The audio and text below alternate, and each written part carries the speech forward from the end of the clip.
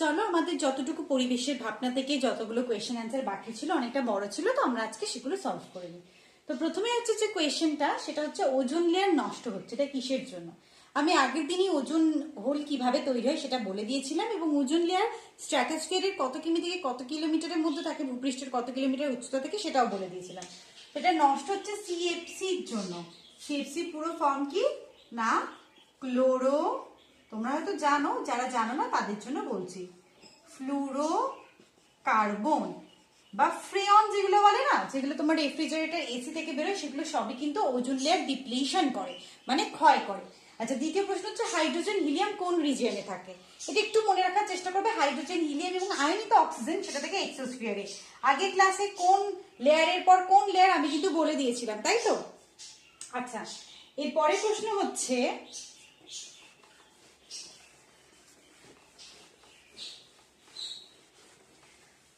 যে lung cancer কে করে?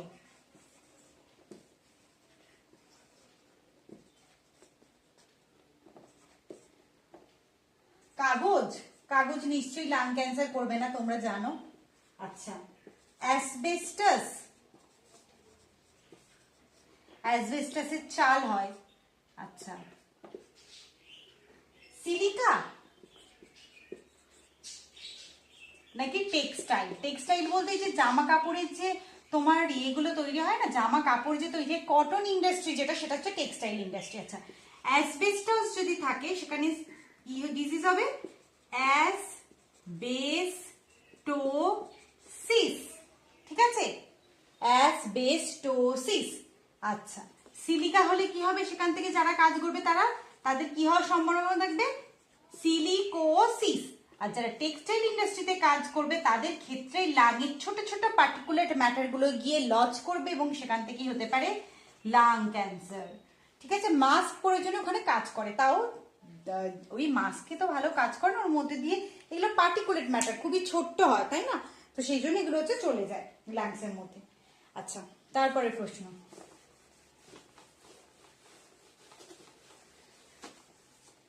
4 নম্বর প্রশ্ন বলছে ফটোকেমিক্যাল স্মগের জন্য দায়ী, ফটোকেমিক্যাল স্মগের জন্য দায়ী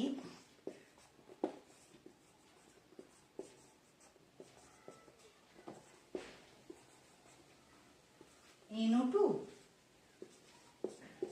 প্যান, SO2 নাকি অ্যালডিহাইড? জানবে এই যে ফটোকেমিক্যাল স্মগ, সেটা হচ্ছে একটা ব্রাউনিশ কালারের হয়, হলুদ হলদেটে ব্রাউনিশ, দেখবে সেই অনেক দূরের রিজিয়ন যেখানে কলকারখানা আছে সেটা তখন দেখতে পাওয়া যায় ধোঁয়াশা। কিন্তু সেটা ফটোকেমিক্যাল কেন বলছে? এই যে ইউভি রেজের সাথে বাতাসের যে NOx দিয়ে আমি ডিনোট করছি, কারণ N2O হতে পারে, NO2 হতে পারে, ঠিক আছে, যেমন NO2 হবে কেন আনসারটা, তারা বিক্রিয়া করে না ওই ধোঁয়াশাগুলো তৈরি করে, তো এটার জন্য দায়ী হচ্ছে NO2। আচ্ছা, তারপরটা আমি লিখে দিই এখানে যে অ্যাসিড বৃষ্টির জন্য সর্বাধিক দায়ী, এইটা কিন্তু আগের দিন বুঝিয়ে দিয়েছিলাম। অ্যাসিড বৃষ্টির জন্য সর্বাধিক দায়ী কোনটা? একটা হচ্ছে H2SO4 নাকি HNO3 নাকি কার্বনিক অ্যাসিড নাকি HCl? বলো।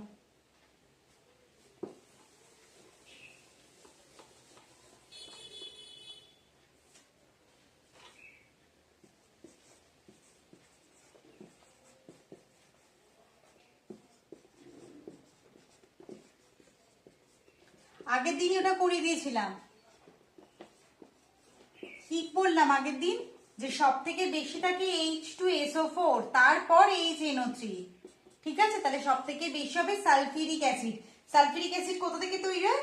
বাতাসের সালফার ডাই অক্সাইড থেকে। আর নাইট্রিক অ্যাসিড কোথা থেকে তৈরি হয়? বাতাসের নাইট্রোজেন ডাই অক্সাইড থেকে। কেমন? আচ্ছা, ভোপাল গ্যাস ট্র্যাজেডির জন্য এটা বোধহয় 2021-এ এসেছিল, যতটা মনে পড়ছে।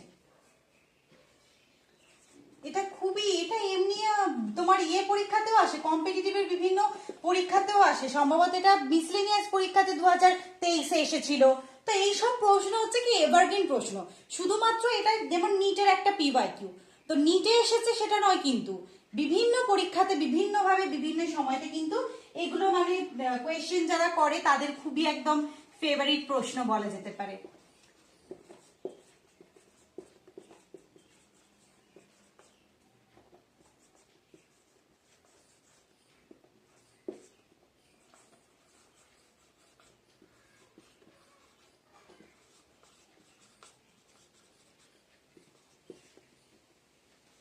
দেখো অবশ্যই ফসজিন না, এটা মনে রাখবে, মিথাইল আইসোসায়ানেট, যেটাকে কি বলা হয়, মিক, মিআইসি। এই গ্যাস দুর্ঘটনা সাধারণত আই থিঙ্ক যতটা মনে হচ্ছে 1984, তাই তো 1984 হয়েছিল ভোপাল গ্যাস ট্র্যাজেডি। ভোপাল কোথায়, এমপি, মধ্যপ্রদেশ। ঠিক আছে, জিকে জিকে রিলেট করে করে পড়বে, তোমাদের জিকে আছে না, ঠিক আছে। তো জিকে এর থেকে ইম্পর্টেন্ট, এনভায়রনমেন্টের দিক থেকে ইম্পর্টেন্ট, আবার তোমার ফিজিক্যাল সায়েন্সের দিক থেকে ইম্পর্টেন্ট। তাই জন্য বলি যে প্রশ্ন কোনোদিন কোথাও যা দেখবে নতুন নতুন প্রশ্ন করে নেবে, কখন কোথা থেকে কমন পেয়ে যাবে একদমই বলা যায় না। আচ্ছা, ওজোন ক্ষয়ের জন্য দায়ী, ওজোন ক্ষয়ের জন্য দায়ী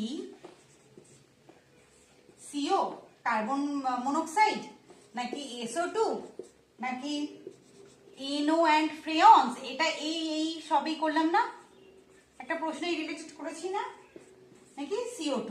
তো CO2 জানবে কি না, CO2 হচ্ছে green house gas, green house gas. আর তোমার ওজোন লেয়ার ডিপ্লিশন কারা করছে সেটা একদমই গুলিয়ে ফেলবে না।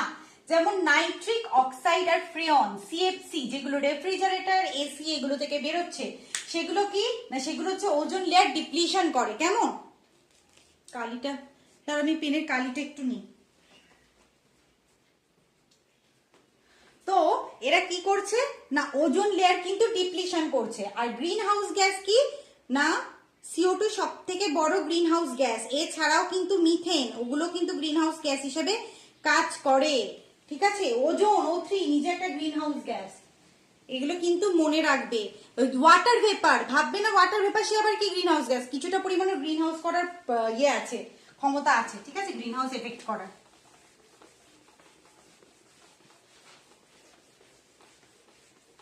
আচ্ছা, 8 নম্বর প্রশ্ন বলছে ইউট্রিফিকেশনের ফলে কমে যায়,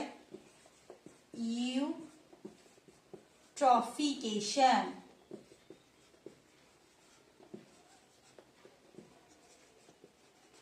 ফলে কমে যায় কি, ডিজলভ হাইড্রোজেন। মানে ডিজলভ কি বলে, দ্রবীভূত আর কি, আমি এটা ইংলিশে লিখছি, তোমরা যেন আবার রাগ করো না ইংলিশে লিখছি বলে।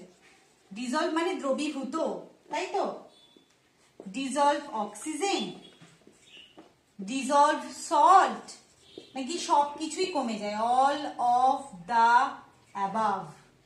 NOTA মানে NOTA none of the above, AOTA মানে অল অফ দ্য অ্যাবাভ, মনে থাকে জানো, তুমি অ্যাওটা আবার কি এটা ভেবো না, ঠিক আছে, মনে রাখবে। তো ইউট্রফিকেশন কি, যখন যে পুকুরগুলো সরা হয়, অর্থাৎ যে পুকুরগুলোতে কি জামা কাপড় কাচা হচ্ছে, খাবারের বাসন দেওয়া হচ্ছে, তো সেখানে প্রচুর পরিমাণ পুষ্টি, ঠিক আছে, পুষ্টি উদ্ভব হয়, তার ফলে সেখানে না যে জলজ উদ্ভিদ আছে, জলজ উদ্ভিদের কি হয়ে যায় না, অনেক বৃদ্ধি পায়, ওরা বৃদ্ধি পায়। তার জন্য কি করছে, ওরা যে পুষ্টিটা যে সংগ্রহ করছে এবং বাড়ছে, তার ফলে কি অক্সিজেন গুলো ওরাই নিয়ে নিচ্ছে। তার মানে জলে দ্রবীভূত যে অক্সিজেন, দ্রবীভূত অক্সিজেন সেটা কমে যাচ্ছে। যখনই কমে যাচ্ছে তাহলে যেগুলো ওয়াটার বডিজ মানে জলজ যে প্রাণীগুলো আছে তারা অক্সিজেন পাচ্ছে না। তার ফলে কি হচ্ছে দেখবে মাঝে মাঝে কোনো কোনো পুকুরে মাছ প্রচুর ভেসে উঠছে মরে। তো সেই কারণটা হচ্ছে ইউট্রফিকেশন, ঠিক আছে, ইউট্রফিকেশনের ফলে তার মানে ডিজলভড অক্সিজেন কমে যায়, আর মাছেরা অক্সিজেন পায় না, বেচারা মরে যায়। আর কি সবসময় গাছও আবার সবার জন্য ভালো হচ্ছে না, দেখো সবই পার্সপেক্টিভ। আচ্ছা, 9 নম্বর প্রশ্ন, মিনামাটা রোগ কিসের জন্য হয় বলো, অপশন দেব না। মিনামাটা রোগ হয় ড্যাশের জন্য, বলো, তোমরা নিজেরা বলো, নিজেরা মনে করার চেষ্টা করো।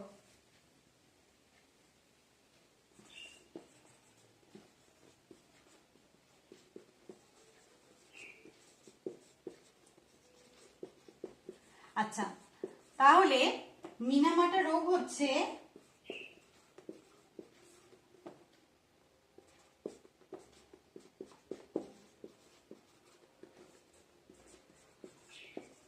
পারদের জন্য হয়, তাই তো? ঠিক আছে, সে মানলাম পারদের জন্য হয়। এবার তোমরা বলো ব্ল্যাক ফুট ডিজিজ কার জন্য হয়? পারদ, তাই তো? এখানে লিখছি আমি black foot disease, disease actually আমি এখানে ডিজিজ লিখলাম কারণ ডিসিজ লিখতে হতো নইলে, তাই জন্য। তো এটা হয় আমাদের জলে আর্সেনিক থাকলে, হাতে পায়ে কালো কালো ছোপ দেখতে পাওয়া যায়, কেমন? আর পারদের জন্য হয় মিনামাটা। আচ্ছা, জলদূষণ কম হবে কখন? বিওডি, বিওডির ফুল ফর্ম কি বলতো? Biological oxygen demand. আর একটা হয় বিসিডি, বায়োকেমিক্যাল অক্সিজেন ডিম্যান্ড, সেটা আলাদা। এটা বায়োলজিক্যাল অক্সিজেন ডিম্যান্ড। এটা কি? পার্ট পার মিলিয়ন বলে এটাকে। কি বলে? পার্ট পার মিলিয়ন, মানে 10 লক্ষ ভাগের মধ্যে কতটা অংশ আছে। তো যদি তার ডিজলভ অক্সিজেন, ঠিক আছে, 5 পার মিলিয়নের থেকে কম হয়, তার মানে জল দূষণ কম হবে, কম হচ্ছে। তারপরে কি? এটা কত নম্বর প্রশ্ন দিলাম? 10 নম্বর। আচ্ছা, তারপর একটা প্রশ্ন যেটা তোমরা ভুল করো, সেই প্রশ্নটা করো।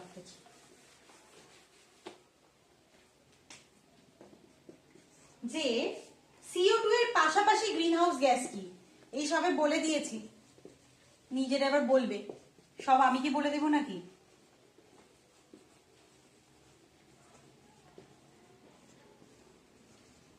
দেখো, CO2 এর পাশাপাশি গ্রিন হাউস গ্যাস কি বলতো? মিথেন, নাইট্রোজেন, আর্গন কিন্তু কি, ওটা একটা নিষ্ক্রিয় গ্যাস, ও কিন্তু বায়ু দূষণ করে না। অক্সিজেনও বায়ু দূষণ করে না।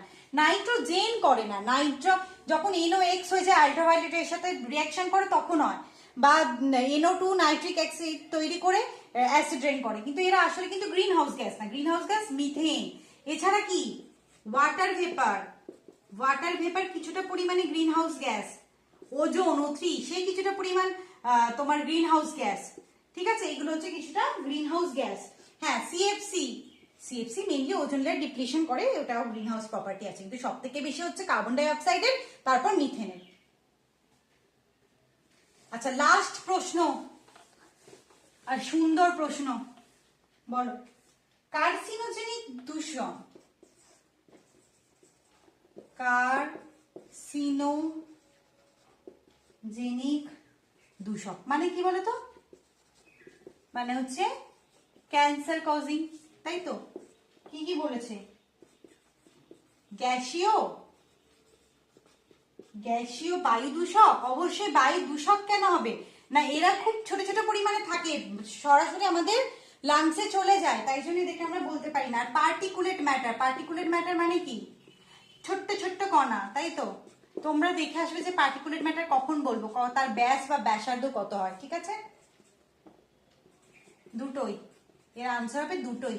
এই পদার্থগুলো আমাদের লাংসে চলে যায়, ঠিক আছে? লাংসে গিয়ে কি করছে না, আমাদের শ্বাস প্রশ্বাসে অসুবিধা করছে, ইভেন লাং ক্যান্সার করছে, ঠিক আছে? এবার এখান থেকে যা প্রশ্ন আসবে নিশ্চয়ই তোমরা পারবে, ঠিক আছে? আচ্ছা হ্যাঁ, যা এই চ্যাপ্টারটা আগে বই থেকে পড়বে, তারপর যে দুটো ক্লাস দিলাম এর উপরে সেটা একবার করে রিভিশন দিয়ে দেবে। আশা করি তোমাদের যে সমস্ত প্রশ্ন আসে এর উপর থেকে আসবে, কারণ আমি PYQ দেখেছি অন্যান্য পরীক্ষারও। কারণ এদের বারবার আমি যেটা বলি, ওয়েস্ট বেঙ্গল একটা পরীক্ষা থেকে অন্য একটা পরীক্ষাতে ছেঁকে তুলে দেয়, তাই তো? তো সেই জন্য ভালো করে পড়াশোনা করো, কোয়েশ্চেন আনসার ভালো করে করো। আর যদি তোমাদের আমার ক্লাস ভালো লেগে থাকে তাহলে লাইক করে দাও, বন্ধুদের সাথে শেয়ার করে দাও, আর যদি চ্যানেলে নতুন হও তাহলে সাবস্ক্রাইব করে দাও। আপাতত এইটুকুই, ভালো থাকো, ভালো করে পড়ো, মোটিভেটেড থাকো, পজিটিভ থাকো, আর পড়াশোনা করো ভালো করে। বাই।